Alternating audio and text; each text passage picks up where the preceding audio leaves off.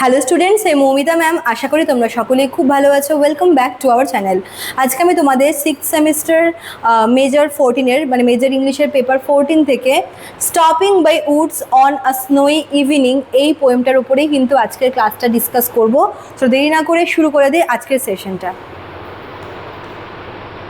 দেখো, এটা রবার্ট ফ্রস্টের একটা খুব সুন্দর পোয়েম। দেখো কি বলেছে, stopping by woods on a snowy evening is one of the most famous poems by Robert frost.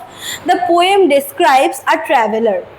Main character হচ্ছে একজন traveller who stop near a beautiful snowy forest on a winter evening.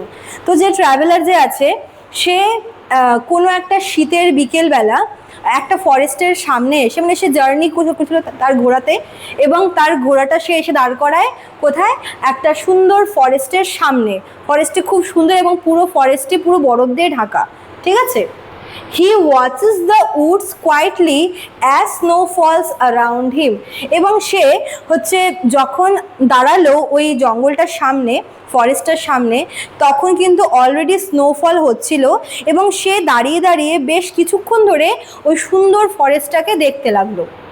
The speaker knows that the owner of the woods lives in a nearby village and will not see him stopping there.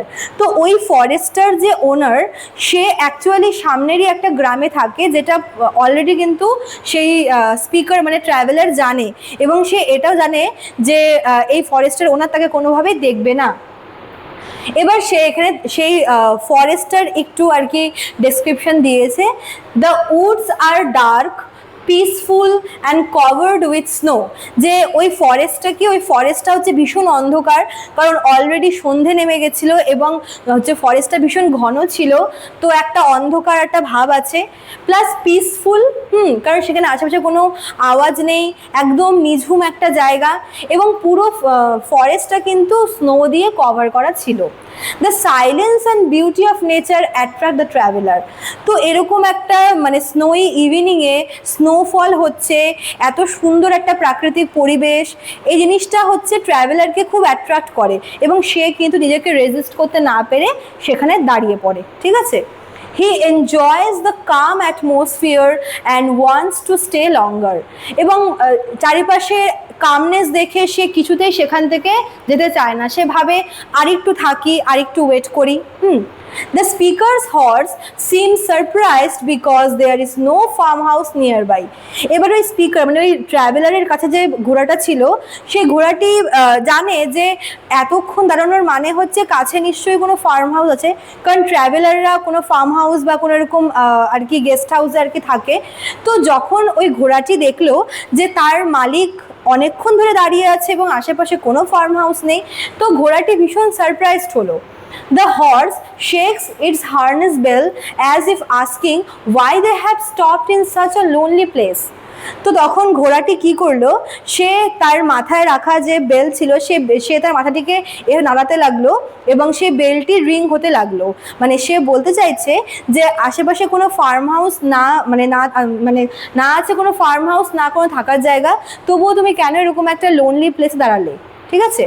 Apart from the sound of the bell, the only other sounds are the gentle wind and the soft falling snow.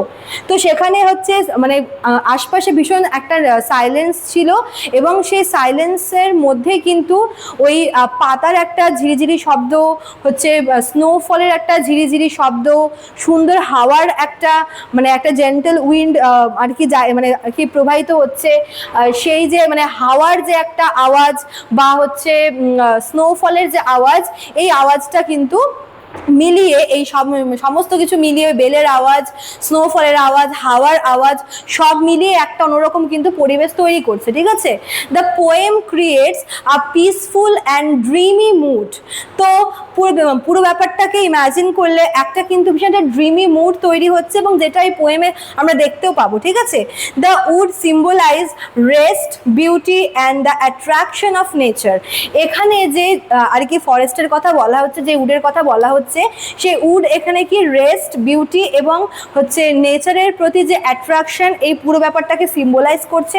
The traveller feels drawn to the quiet woods but he remembers that he has duties and responsibilities.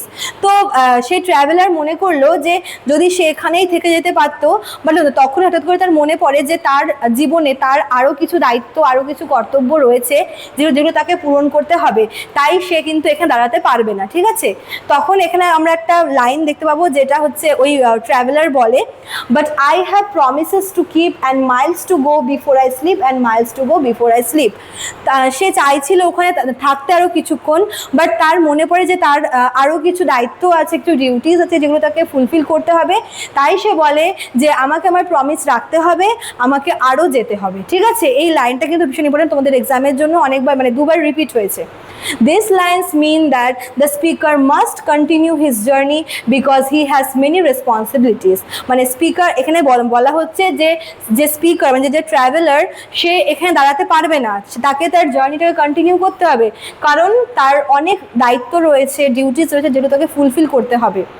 The word slip, এখানে slip মানে হচ্ছে হয়তো ordinary slip বোঝাচ্ছে, but it can also suggest death. এখানে before I slip, এখানে slip টার্মটা দুটো হয়ে বুঝিয়েছে, একটা হচ্ছে নর্মাল স্লিপ আর একটা হচ্ছে হয়তো এখানে ডেথ জিনিসটাকে সিম্বলাইজ করছে।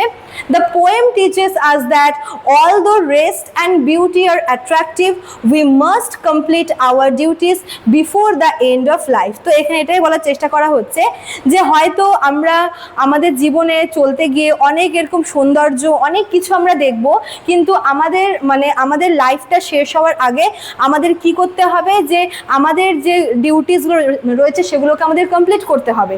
ঠিক আছে, it highlights the themes of nature, responsibility and the journey of life. তো হচ্ছে মেন থিম বলতে আমরা এখানে নেচার দেখব, ডিউটিস আছে আর হচ্ছে জার্নি অফ লাইফ, সবটা মিলিয়ে কিন্তু পোয়েমটা আর কি এখানে দেওয়া রয়েছে। ঠিক আছে, চলো, তো এই ছিল তোমাদের আজকের ক্লাসটা।